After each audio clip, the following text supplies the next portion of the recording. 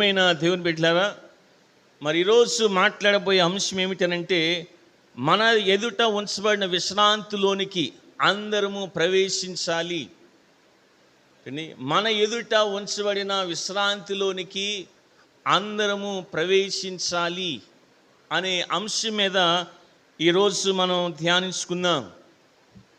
ఏబ్రిలకు రాసిన పత్రిక 3వ అధ్యాయము 7వ వచనం నుండి 4వ అధ్యాయము 11వ వచనం వరకు ఆ భాగాన్ని గనక మనం చదివినట్లయితే 3 రకాలైన విశ్రాంతులు కనబడుతున్నాయి. There are 3 kinds of rest. ఆ 3 రకాలైన విశ్రాంతులు ఏంటి అని మనం చూసినట్లయితే, మొదటిగా చెప్పబడిన విశ్రాంతి దినం, అంటే విశ్రాంతి అనేది దేని గురించి మాట్లాడుతున్నాడు అనంటే, కానాను అనే విశ్రాంతి గురించి మాట్లాడుతూ ఉంటున్నాడు. ఇశ్రాయేలీలు ఆ విశ్రాంతిలోనికి ప్రవేశించలేకపోయిరి. 3వ అధ్యాయము 18-19 వచనాలు అక్కడ రాయబడిన మాట, తన విశ్రాంతిలో ప్రవేశింపరని ఎవరిని గూర్చి ప్రమాణం చేసెను? ఔదేయులైన వారిని గూర్చే కదా. కాగా అవిశ్వాసం చేతని వారు ప్రవేశించలేకపోయారని గ్రహించున్నాము. అక్కడ చూస్తుంటే తన విశ్రాంతిలోనికి ప్రవేశింపరని ఎవరి గురించి అంటే ఏ విశ్రాంతి గురించి మాట్లాడుతున్నాడు? అక్కడ కానాను అనే విశ్రాంతి గురించి. అక్కడ చూస్తుంటే కెనాన్ రెస్ట్ అని అంటమాట. రెండవదిగా మనం చూస్తుంటే సబాటికల్ రెస్ట్, అంటే దేవుడైన యెహోవా 6 దినాలు ఆయన సృష్టిని సృజించి 7వ దినాన విశ్రమించెను. శనివారం అనే విశ్రాంతిని గురించి మాట్లాడుతుంటున్నాడు. దాన్ని ఇంగ్లీష్లో ఏమంటే సబాటికల్ రెస్ట్ అని అంటున్నమాట. మూడవదిగా మనం చూస్తూ ఉంటే హెవెన్లీ రెస్ట్, అంటే పరలోకం అనే విశ్రాంతిని గురించి మాట్లాడుతూ ఉంటున్నాడు. అయితే ఇక్కడ మనం చూస్తూ ఉంటే మన ఎదుట ఉంచబడిన విశ్రాంతిలోనికి అందరము ప్రవేశించాలి. అయితే ఎలా ప్రవేశిస్తాం అనంటే 3 విషయాలు మనం చదువుకున్న వాక్య భాగంలో నుంచి నేర్చుకుందాం. ఈ భాగం ప్రత్యేకంగా విశ్వాసులను ఉద్దేశించి మాట్లాడుతూ ఉంటున్నాడు. అయితే ఒకసారి మనం వాక్యం వింటూ ఉంటే, అంటే మన రక్షణను కోల్పోతామా అనంటే రక్షణను కోల్పోము. అయితే హెచ్చరికతో కూడిన వాక్య భాగం. It's a warning passes to all the believers అనేది జ్ఞాపకం చేస్తూ ఉంటున్నాడు. అయితే మొదటిగా మనం చూసినట్లయితే మన ఎదుట ఉంచబడిన విశ్రాంతిలోనికి అందరం ప్రవేశించాలి. అక్కడ మరి అందరం ప్రవేశించాలంటే ఏం చేయాలి? 3 విషయాలు మనం నేర్చుకుందాం. మనం దేవుని యందు భయము కలిగి ఉండాలి. చూడండి, మనం దేవుని యందు భయము కలిగి ఉండాలి. 4వ అధ్యాయం 1వ వచనంలో రాయబడిన మాట, ఆయన యొక్క విశ్రాంతిలో ప్రవేశించుదమను వాగ్దానము ఇంకా నిలిచి ఉండగా మీలో ఎవడైనను ఒకవేళ ఆ వాగ్దానం పొందకుండా తప్పిపోనేమో అని భయము కలిగిందుము. ప్రియమైన దేవుని బిడ్డలారా, ఇశ్రాయేలీలు 430 సంవత్సరాలు ఐగుప్తు దేశంలో బానిసలుగా ఉన్నారు. దేవుడైన యెహోవా అద్భుతంగా తన మహాకృపను బట్టి వారిని ఐగుప్తులో నుంచి బయటికి తీసుకుని వచ్చాడు. బయటికి తీసుకుని వచ్చి వారిని మరి అరణ్యంలో నడిపించుకుంటూ వస్తూ ఉంటున్నాడు.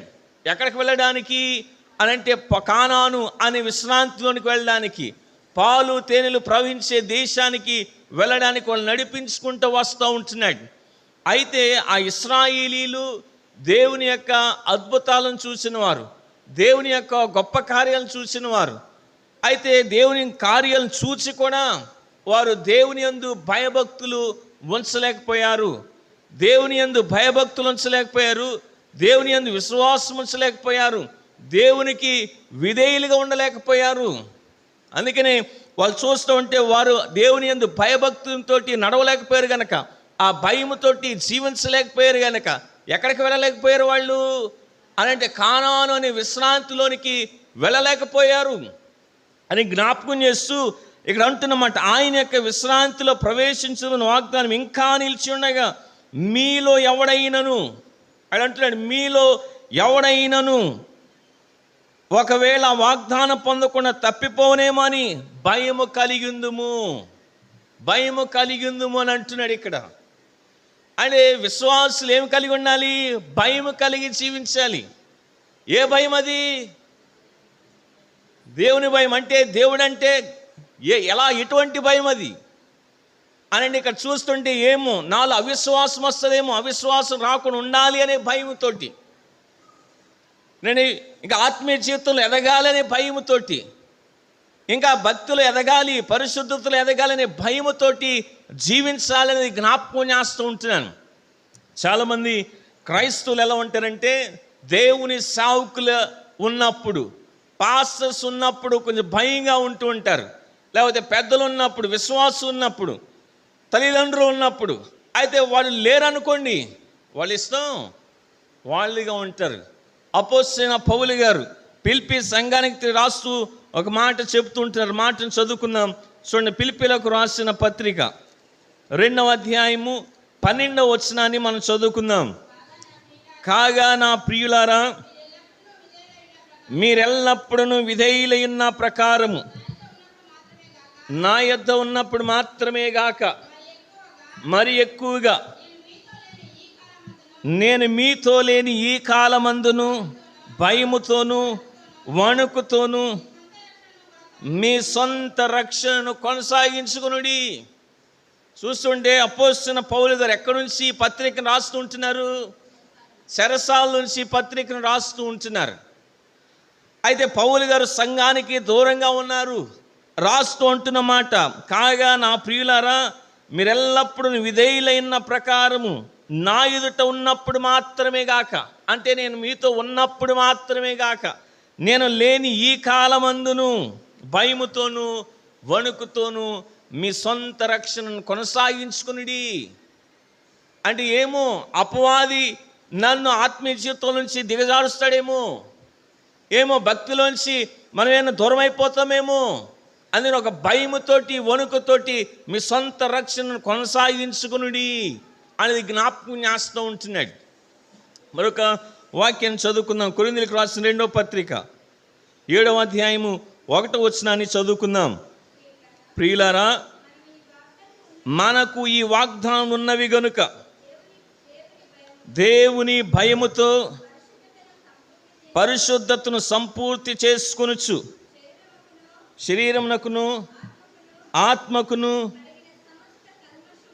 కలిగిన సమస్త కల్మషం నుండి మనలను పవిత్రులుగా చేసుకుందుము. చూడండి, దేవుని భయముతో పరిశుద్ధతను సంపూర్తి చేసుకొనుచు మన శరీరానికి ఆత్మకును కలిగిన సమస్త కల్మషం నుంచి మనం కడుక్కోవాలి అనేది జ్ఞాపకం చేస్తూ ఉంటున్నాడు. అంటే ఇంకో మాటలో చెప్పాలంటే, భక్తి విషయంలో నిర్లక్ష్యం ఉండకూడదు, మన ఆత్మీయ జీవితంలో అశ్రద్ధగా ఉండకూడదు, మన ఆత్మీయ జీవితాన్ని లైట్గా తీసుకొనకూడదు అనేది జ్ఞాపకం చేస్తూ ఉంటున్నాడు. అందుకే దేవుని భయముతోటి జీవించాలి అనేది వాక్యం తెలియజేస్తూ ఉంటుంది. మరొక వాక్యం చదువుకుందాం. సామెతల గ్రంథము 28వ అధ్యాయము 14వ వచనాన్ని మనం చదువుకుందాం.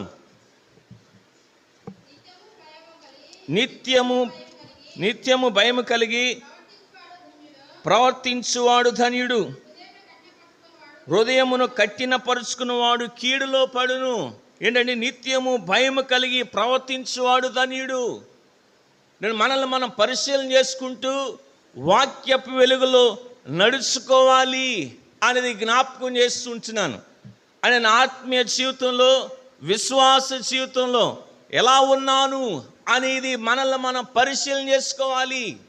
ప్రియమైన దేవుని బిడ్డలారా, ఇక్కడ అదే మాటను తెలియజేస్తుంటాడు. ఆయన యొక్క విశ్రాంతిలో ప్రవేశించదమని వాగ్దానం ఇంకా నిలిచి ఉండగా మీలో ఎవడైనా ఒకవేళ ఆ వాగ్దానం పొందకుండా తప్పిపోనేమో, భయము కలిగి జాగ్రత్తగా ఉందము. అని ఇశ్రాయేలీలు వాళ్ళు పడిపోయారు, వాళ్ళ విశ్రాంతిలోనికి వెళ్ళలేకపోయారు. ఏమో నా జీవితం ఎలా ఉంటుందో అని ఒక భయముతోటి, ఏమటువంటి విశ్వాసం నాలోకి వస్తుందేమో, అటువంటి అవిశ్వాసం నాలో ఉంటుందేమో, అటువంటి అవిశ్వాసం నాలో ఉండకూడదు, అటువంటి జీవితం నాలో ఉండకూడదు. నా ఎదుట పరలోకమని విశ్రాంతి ఎదురు చూస్తూ ఉంది, దాంట్లోనికి నేను వెళ్ళాలి అని ఒక భయముతోటి మనం జీవించాలని వాక్యం తెలియజేస్తుంది. ప్రేమ దేవుని బిడ్డలారా, మనం ఎలా ఉంటున్నాం? మన ఆత్మీయ జీవితంలో భయభక్తులతోటి నడుస్తూ ఉంటున్నామా? ఆత్మీయ జీవితం ఎడల మన భయముతోటి జీవిస్తూ ఉంటున్నామా? భక్తి విషయంలో, పరిశుద్ధత విషయంలో, విశ్వాస విషయంలో మన భయముతోటి నడుస్తూ ఉంటున్నామా లేదా అనేది మనల్ని మనం పరిశీలన చేసుకోవాలి. అంటే మన యొక్క భక్తి విషయంలో నిర్లక్ష్యంగా ఉండకూడదు, అశ్రద్ధగా ఉండకూడదు, సర్లే అన్నట్టు మనం లైట్గా తీసుకొనకూడదు అనేది జ్ఞాపకం చేస్తూ ఉంటున్నాను. మనల్ని మనం పరిశీలన చేసుకుందాం. రెండవదిగా మనం చూద్దాం, ఆయన యొక్క విశ్రాంతిలో మనం ప్రవేశించాలి. మరి ఏం చేయాలి అని అంటే, రెండవదిగా మనం చూస్తుంటే దేవుని యందు విశ్వాసం ఉంచాలి. 2-3 వచనాలు చదువుకుందాం. వారికి ప్రకటింపబడినట్లు మనకును సువార్త ప్రకటింపబడిన గాని వారు విన్న వాక్యము వారికి నిష్ప్రయోజనమైనదాయను. ఇక్కడ చూస్తుంటే వారికి ప్రకటింపబడినట్లు మనకును సువార్త ప్రకటింపబడిను అంటే ఇశ్రాయేలీయులకి సువార్త ప్రకటింపబడింది. దేవుడు దయాళుడు, కనికరం గలవాడు, క్షమించే దేవుడు అనేది సువార్త ప్రకటింపబడింది. ఒక మాటను చదువుకుందాం. చూడండి, నిర్గమాకాండము 34వ అధ్యాయము 7వ వచనాన్ని మనం చదువుకుందాం.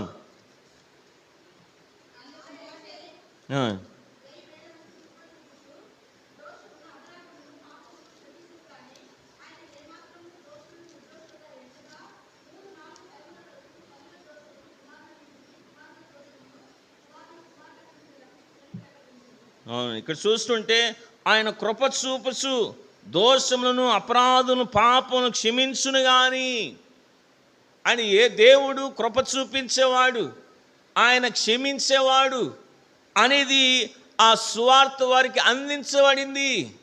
మరలా మనం చూస్తుంటే ఆ ఇశ్రాయేలీయులు ఐగుప్తు దేశంలో వెట్టి పనులు చేస్తూ వచ్చారు. బానిసలుగా జీవించారు ఐగుప్తు దేశంలో, స్వతంత్రం లేకోకుండా జీవించారు ఐగుప్తు దేశంలో.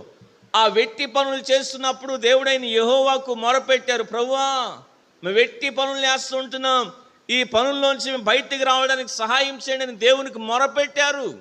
నిర్గమాకాండం 3వ అధ్యాయం 7వ వచనం తెలియజేస్తున్నమాట.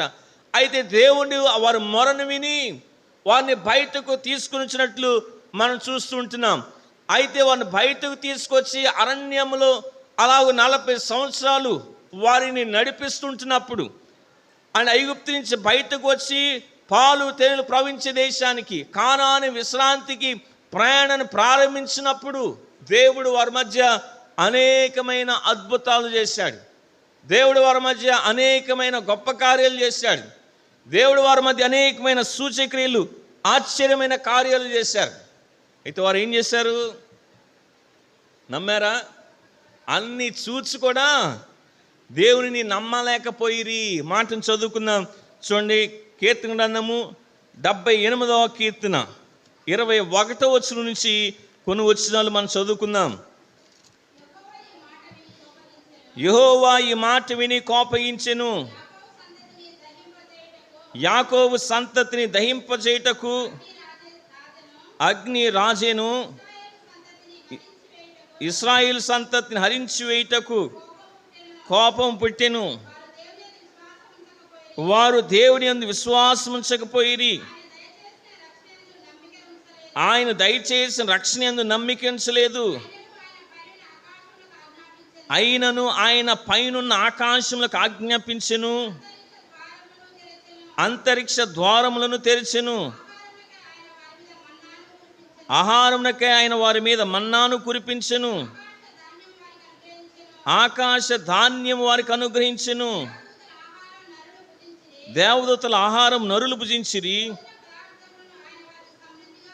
భోజన పదార్థములను ఆయన వారికి సమృద్ధిగా పంపెను.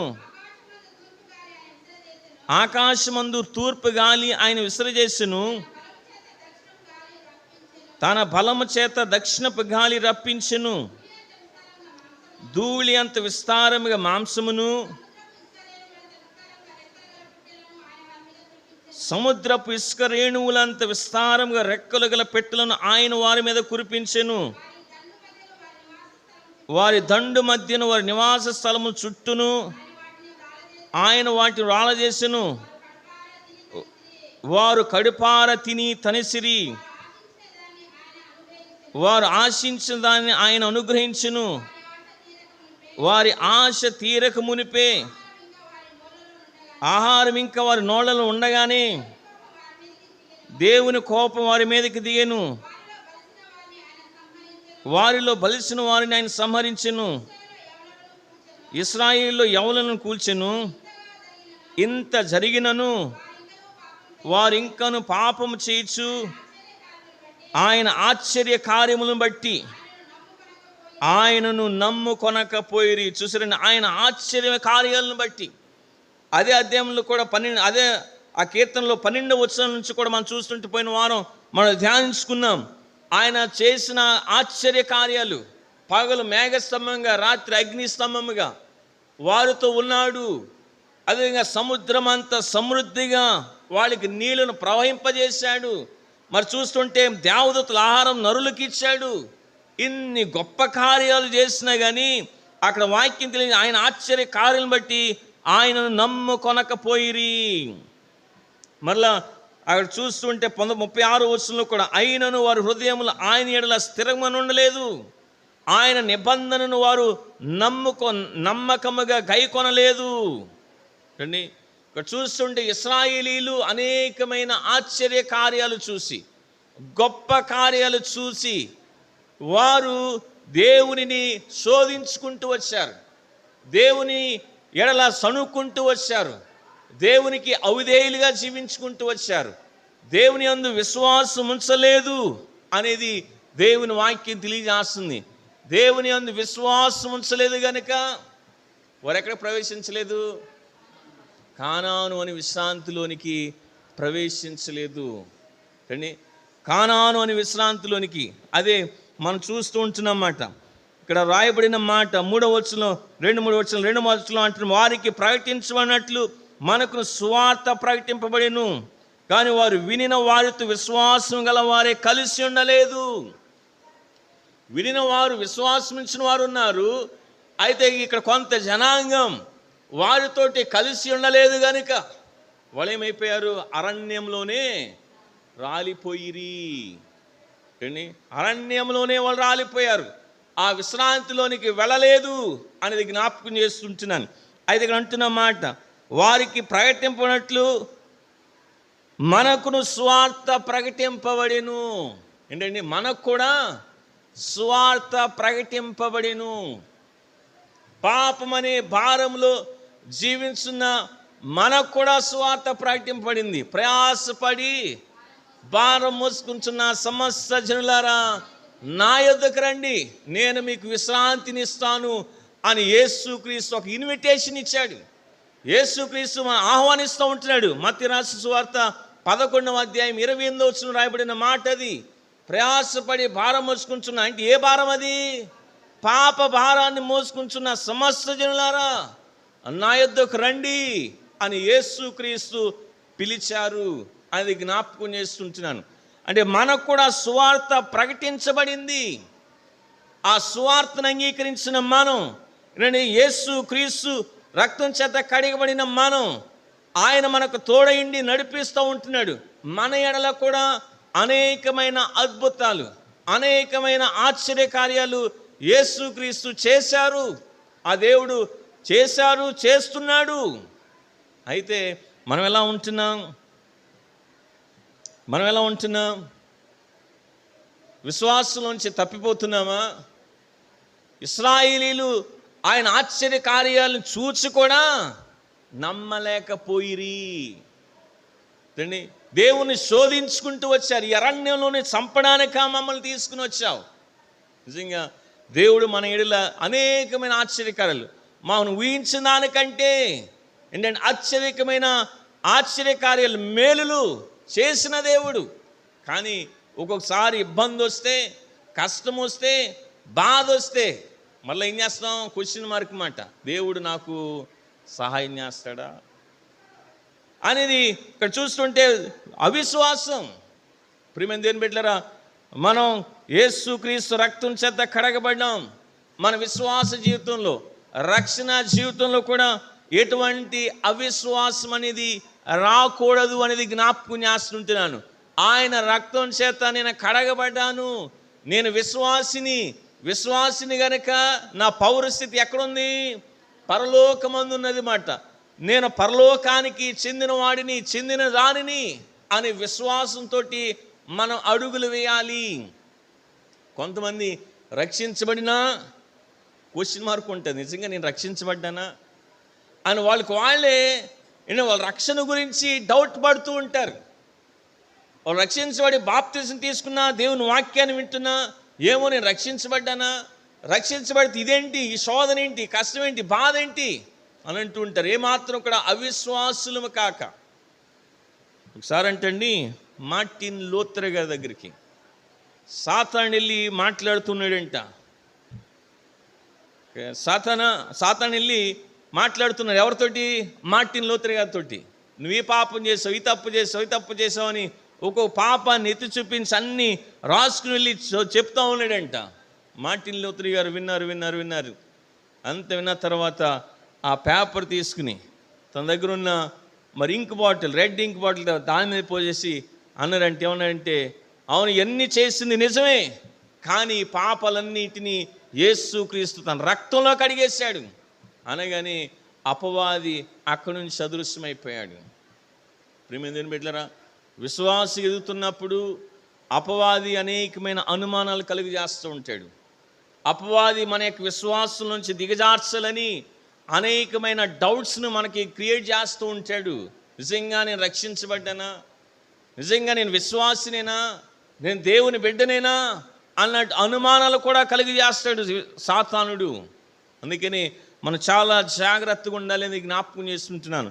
దేవుని కార్యాలు చూసి, దేవుని యొక్క ఆశ్చర్యమైన కార్యాలు మనం అనుభవించి మనం అవిశ్వాసం అవ్వకూడదు, దేవుని యందు విశ్వాసం ఉంచుతూ నడవాలి అనేది జ్ఞాపకం చేస్తుంటున్నాను.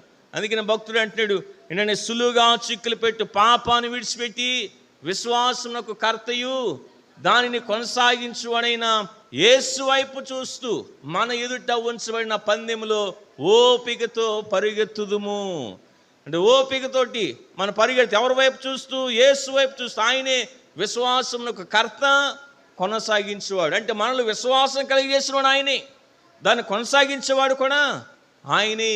అందుకని ఆయన యందు మన విశ్వాసం నుంచి ముందుకు సాగిపోవాలి అనేది జ్ఞాపకం చేస్తుంటున్నాను. మనం ఎలా ఉంటున్నాం?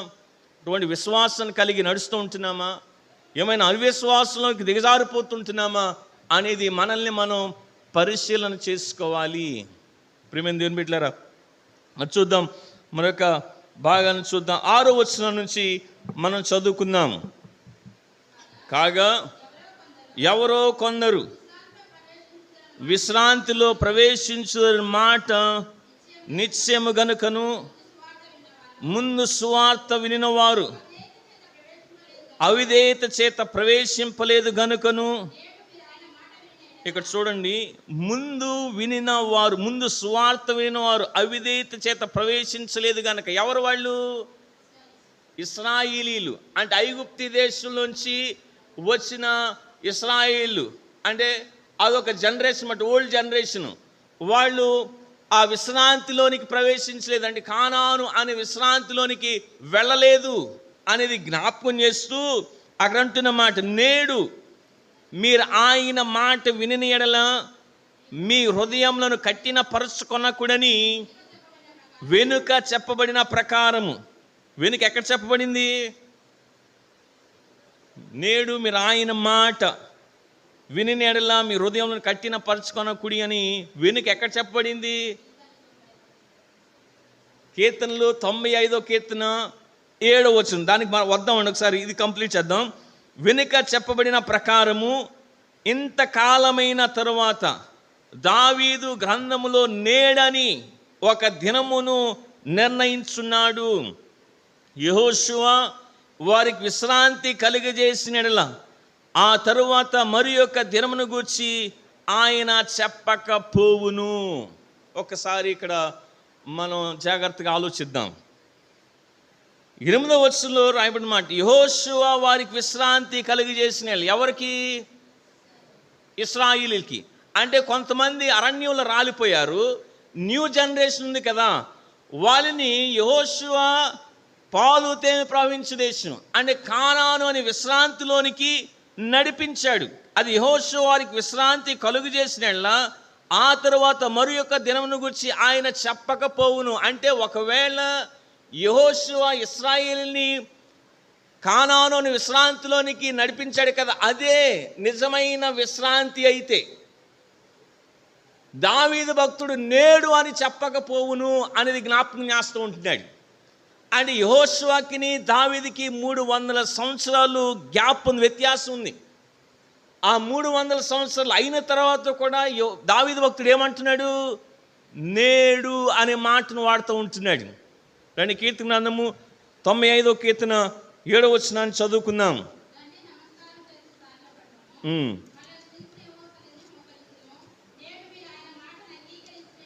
నేడు మీరు ఆయన మాటను అంగీకరించిన ఎడల ఎంత మేలు, అరణ్యమందు మెరీబా యొద్ద మీరు కట్టిన పరుచుకునేటట్లు, మస్సాదినమందు మీరు కట్టిన పరుచుకున్నట్లు మీ హృదయములను కట్టిన పరుచుకొనకుడి. అచ్చట మీ పితరులను పరీక్షించి శోధించి నా కార్యం చూచిరి. ఇక్కడ చూడండి, నేడు మీరు ఆయన మాటను అంగీకరించిన అంటే దావీదు భక్తుడు 300 సంవత్సరాల తర్వాత అక్కడ రాస్తూ ఉంటున్న మాట అంటే నేడు అనే పదాన్ని వాడుతూ ఉంటున్నాడు. అంటే ఆ యొక్క కానాను విశ్రాంతి పరలోకానికి సాదృశ్యంగా ఉన్నది, కానీ అది సంపూర్ణంగా అంటే ఇట్స్ నాట్ రియల్లీ హెవెన్ అన్నమాట. అది పరలోకానికి సాదృశ్యంగా ఉన్నది అనేది జ్ఞాపకం చేస్తుంటున్నాం. అందుకని ఇక్కడ ఉంటున్నమాట, కాగా ఎవరో కొందరు విశ్రాంతిలో ప్రవేశించిన మాట నిశ్చయము కనుకొను, ముందు సువార్త వినును వారు అవిధేయత ప్రవేశించలేదు కనుకను నేడు మీరు ఆయన మాట వినిన మీ హృదయంలో కట్టిన పరచుకొనకూడని వెనుక చెప్పిన ప్రకారము ఇంతకాలమైన తరువాత దావీదు గ్రంథంలో నేడని ఒక దినం గురించి చెబుతూ ఉంటున్నాడు అనేది జ్ఞాపకం చేస్తూ ఉంటున్నాడు. ప్రియమైన దేవుని బిడ్డలారా, అంటే వారు కానాను అనే విశ్రాంతిలోనికి న్యూ జనరేషన్ వెళ్ళారు, కానీ కానాను పరలోకానికి సాదృశ్యం ఉంది, కానీ కానాను అనేది ఇది పరలోకం కాదు అనేది జ్ఞాపకం చేస్తుంటున్నాను. మరలా చూస్తుంటే ఇంకొక విశ్రాంతి గురించి మాట్లాడుతూ వచ్చారు. ఓకే, ఇక్కడ 4వ వచనాన్ని చదువుకుందాం. దేవుడు 7వ దినమందు తన కార్యములన్నిటినీ ముగించి విశ్రమించిను అని 7వ దినం గురించి ఆయన ఒక చోట చెప్పి ఉన్నాడు. ఎక్కడ చెప్పి ఉన్నాడు? ఆదికాండము 2వ అధ్యాయము 2వ వచనాన్ని మనం చదువుకుందాం.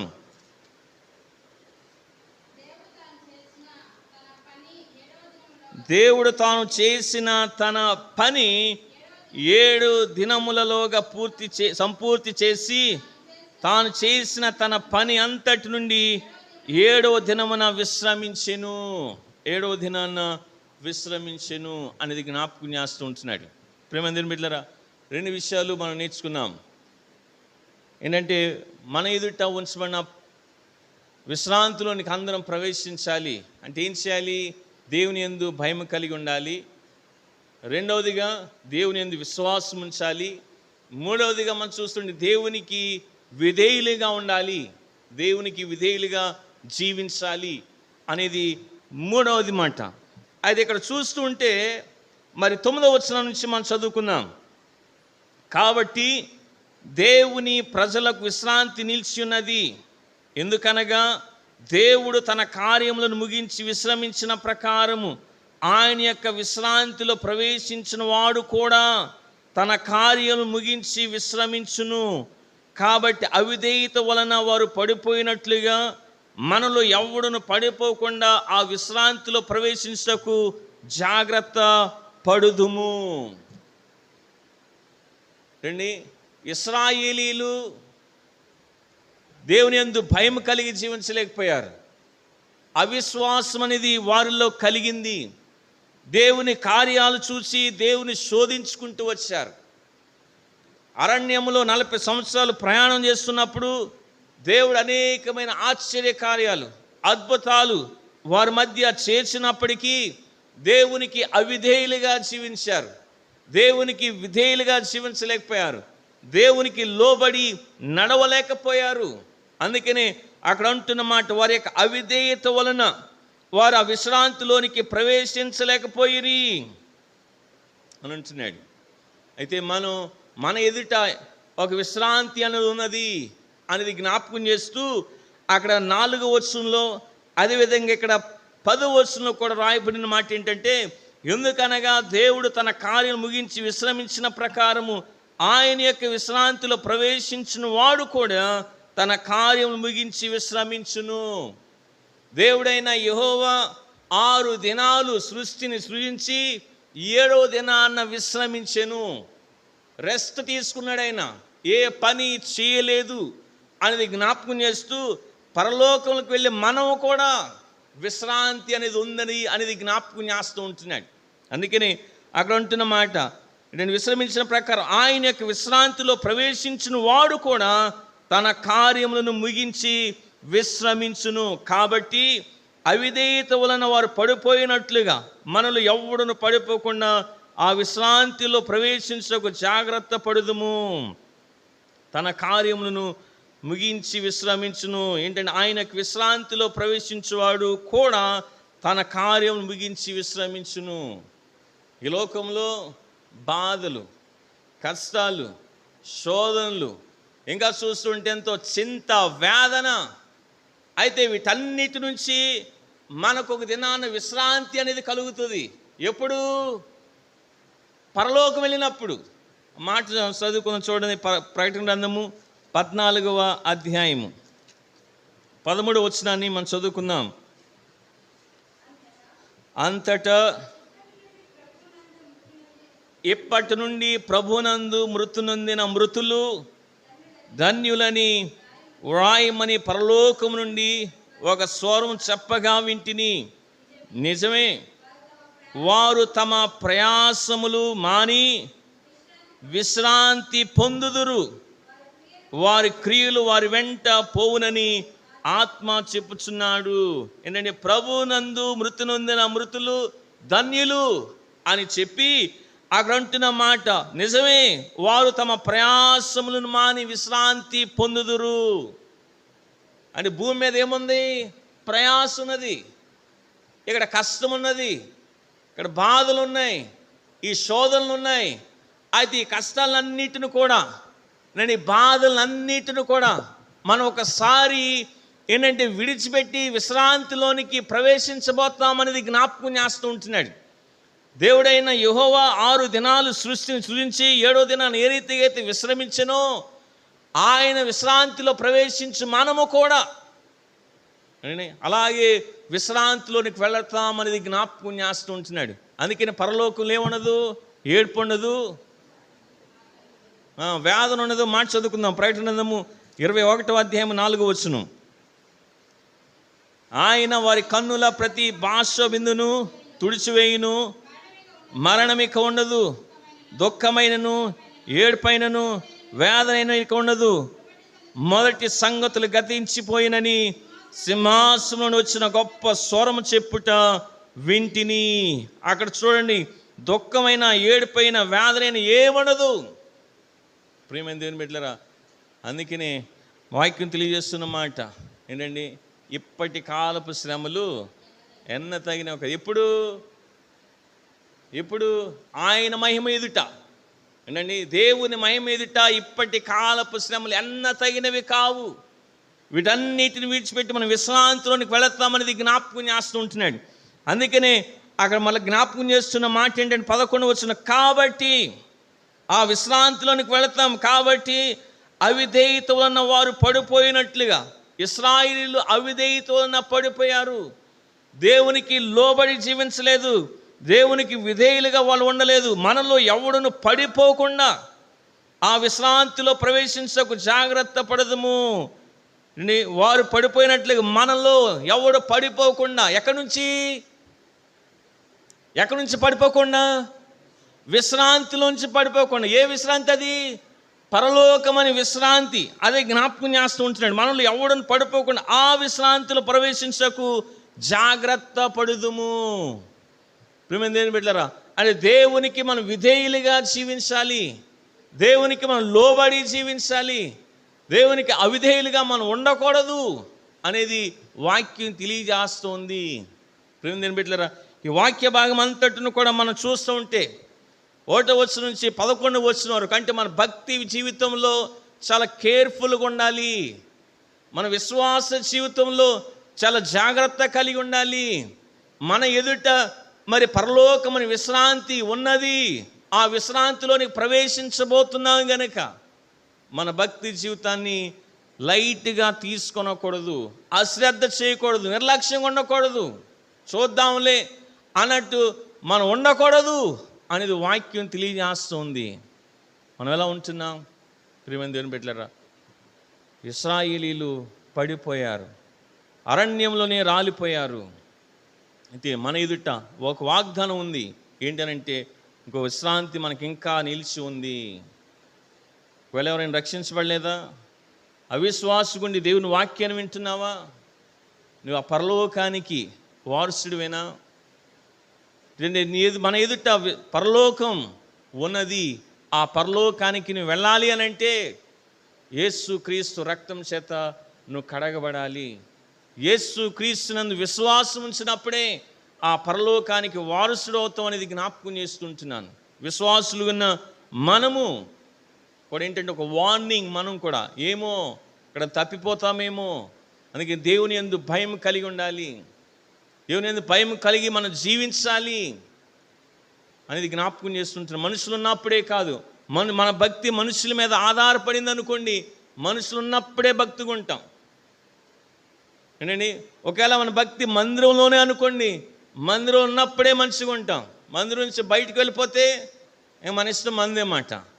అందుకే భక్తి లేకపోతే భయం ఏంటంటే మనిషి ఉన్నప్పుడే కాదు, పాస్టర్ గారు ఉన్నప్పుడే కాదు, విశ్వాసం ఉన్నప్పుడే కాదు. ఏంటంటే మనం ఎక్కడో దేవుని భయము ఎల్లప్పుడూ కూడా ఉండాలి అనేది జ్ఞాపకం చేసుకుంటున్నాం. అప్పుడే మనం ఆత్మీయ జీవితంలో కేర్ఫుల్గా ఉంటాం, జాగ్రత్త కలిగి ఉంటాం. రెండవది, దేవుని యందు విశ్వాసం ఉంచాలి. మూడవది, దేవునికి విధేయులుగా మనం జీవించాలి. మనం ఎలా ఉంటున్నాం ఇది మనం పరిశీలన చేసుకుందాం. ఏమో ఎక్కడైనా తప్పిపోతామేమో, వాళ్ళకి వెళ్ళ అవిధేయులైపోతామేమో, అలా అవ్వకోకుండా మనం జాగ్రత్తగా ఉండాలి అనేది వాక్యం తెలియజేస్తున్నమాట. అందరూ కళ్ళు మూసుకున్నట్లయితే మనం ప్రార్థన చేసుకుందాం. ప్రియమైన దేవుని బిడ్డ, త్వరగా దేవుని వాక్యాన్ని విన్నాం. మన జీవితాలు ఎలా ఉన్నాయి?